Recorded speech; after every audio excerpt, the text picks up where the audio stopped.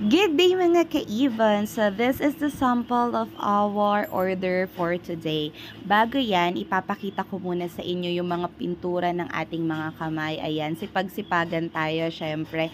So eto na nga, yung order natin for today is 14 gauge na 2x2x4 na flight cage without divider. But ang design nito is AC type. Yes, you heard it right. AC type po. So, meron siyang small door dito and another big door dito. So, accessible tong big door na to para sa lahat ng ilalagay nyo sa cage. So, ano ba yung AC type? Pag sinabing AC type, nasa loob ang nest box. So, ito yung high quality nest box natin. And then, nagpagawa rin siya ng 3 slot feeder. Ayan. Para anti-kalkal na rin tayo mga kaibod. Yan ang purpose niyan. So, hindi na nila matutumba-tumba yung mga feeders nila.